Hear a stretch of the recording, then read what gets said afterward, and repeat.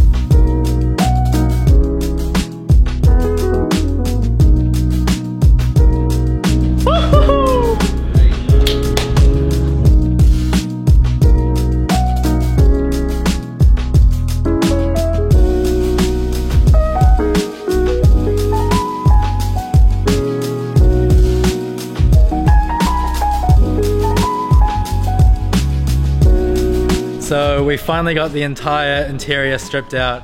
Took like 3 or 4 hours, but it's looking real good. Quite a few bolts in there. We actually had to cut one of the interior brackets off just so we could get the dash off because it wasn't budging. It's just, you know, it's already cut to be behind that roll cage, and I think last time they installed it in the car, they would have had the glass out to do the roll cage, and they would have just put the dash in before they put the windscreen in. So that was a bit of a mish to get out, but finally got it. All the seats are out and everything. There's heaps of shit here. And this dash, we're gonna be sending that dash off to get flocked, which, like I said before, is just like a suede that they spray on, and it's buzzy. Hopefully we get to show you the process of how they do that. But yeah, for now, we're just gonna put the seat back in the car. We gotta take the battery isolator out of the center console and then plug that back in so we can actually turn the car on. And then we will chuck the dash and the center console in the Beamer, take that to get flocked. Probably not today, but I'll do it during the week sometime. And chuck the seat back in so we can drive it back out of here. And yeah, that should be pretty much us for today. We need to come back at some point and get the rear body kit fitted.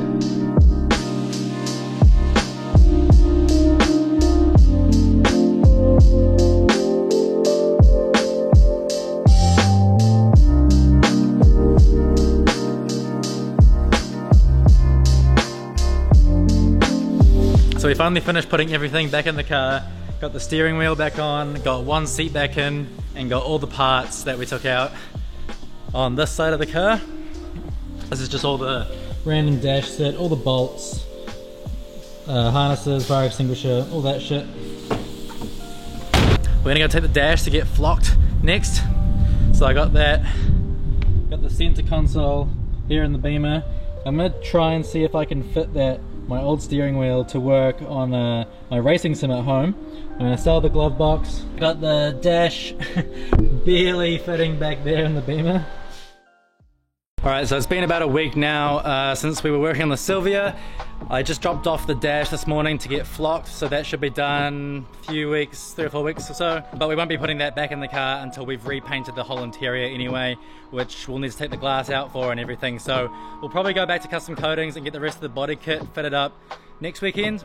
I just thought that I'd do a few mods on the BMW that have been sitting around. There's a bunch of interior stuff I need to do, but before that the car is filthy, so I'm going to give it a clean.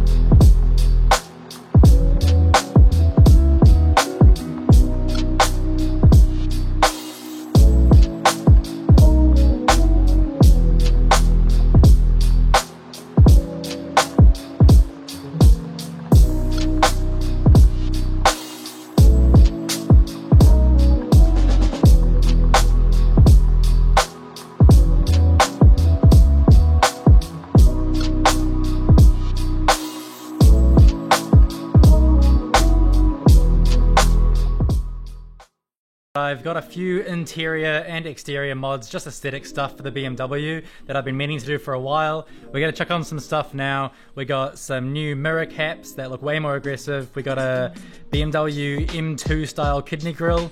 We got some interior lights. We got new headlights.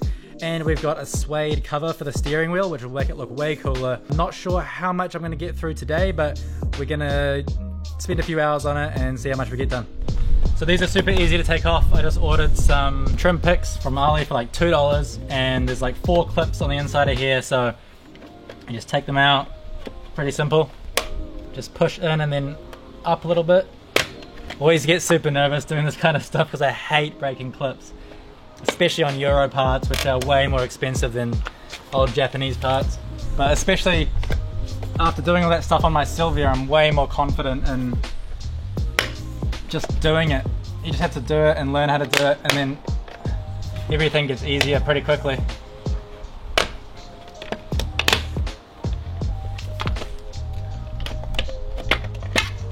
And there we go, easy as. So this new one, obviously it's a lot more aggressive of a design. It's got this line here that comes up back towards the car, back towards the pillar, and I think they're M3 style, and they just look way more aggressive, so should be a nice little mod. And these basically just pop straight on. You just gotta align the clips. But way more aggressive from the front now. Just that line coming in here looks so good. This car's like really curvy. A lot more curvier than all the M cars and everything, obviously, especially the newer ones. You know, this is a 2010, just before they really started getting more aggressive. Like the next generation of this, the 2011 135, has a facelift, so it's a bit more aggressive. So we're just trying to, you know, give it a bit of a facelift and make it look a bit more aggressive. We've also got some new headlight bulbs, so those make the angel eyes white instead of yellow, which just makes the whole car more modern. And I'm trying to find some more interior stuff to brighten up the interior, make it more modern. The best thing you can possibly do for these cars is put in the CarPlay system, which luckily mine came with. It doesn't get rid of the iDrive, but it just integrates the iDrive, or it integrates into the iDrive system, and so it's very easy to just switch from iDrive, you know, radio or car settings to your Spotify, YouTube, podcasts, all that kind of stuff. So really grateful that came with the car, because that's like at least $1,000 if you get someone else to do it for you. And it's quite complicated. Not super complicated, but it's a little bit complicated to get inside the dash and wire it all up. And you know, I'm comfortable with this kind of stuff, but anything to do with wiring is we'll learn eventually. But yeah, it's a bit daunting.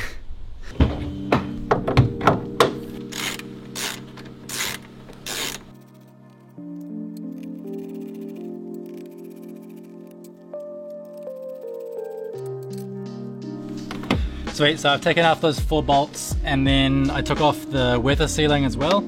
So that just gives us a little bit of wiggle room with the bumper here. Just enough so that we can see in here, and there's, I think, 4 tabs for each grill. So I just need to get behind that with a flathead and push those out, and then we can just pop the new ones in, easy as.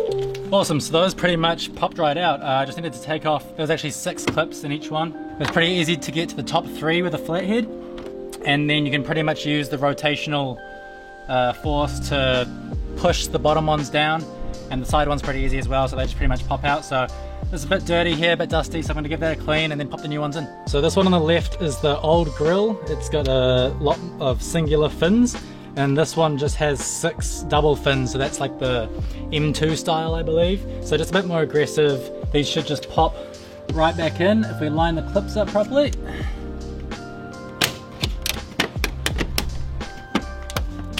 Boom! So those look quite a bit better. Just a little bit more aggressive. M2 style. Not bad. Cool, so next up is the interior lights. So as this was a 09-10 model, all the interior lights are that yellow, just like the headlights, which doesn't look very modern. So we're going to switch them out for LEDs, and this is pretty easy. We just need to take the trim off the light surrounds, and then we can change the bulbs out.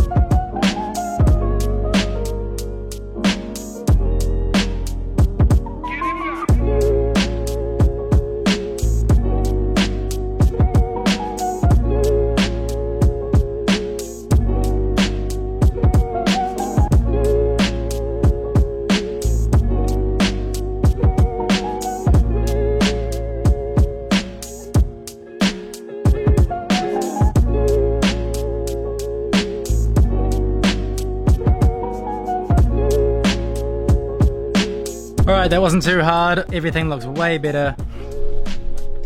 We got the boot light in. I actually broke the clip on that, unfortunately, so I just taped it on for the meantime. I'll get a new one. But these look way better than they did before. So now it's time to take the steering wheel off. So I'm gonna disconnect the battery. I think it's somewhat easy, although I haven't had the best luck in the past taking off steering wheels, so we'll see how it goes. For the steering wheel, it's a little bit complicated, but I just watched a YouTube video and I'm gonna give it my best shot. There's basically 2 holes in the steering wheel back here, and you just got to go in there that way and in that way with a flathead screwdriver. That pops the airbag off, then you can disconnect the airbag, battery's already off, and then there's a 16mm bolt just for the steering wheel, then we can take it off and wrap it. So see how it goes.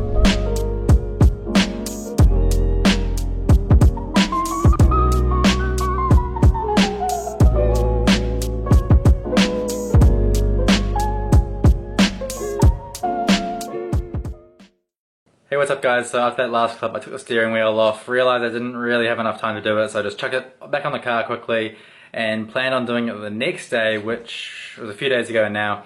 Unfortunately, I left the house to go get some ice cream that night, and don't really remember if I said this on the vlog yet or not. It's on my Instagram, but I've actually lost my license, so I'm not really meant to be driving, and I had to go through a cop stop where they check your breath for alcohol. Unfortunately, they asked for my license, didn't have it, they pulled me up on the system, and they've impounded the BMW, and now I'm getting another charge for driving without a license. So, not great. Originally I had my license taken off me for 6 months, and it's looking like I might have another 6 months or so added to that, unfortunately. So yeah, we're still going to be doing some mods to the cars, and obviously the S13 is going to be still lots of videos on that and everything. We're actually going there this weekend to see Grant and finish off the back of the S13. But yeah, that's quite unfortunate, but you know, did it to myself.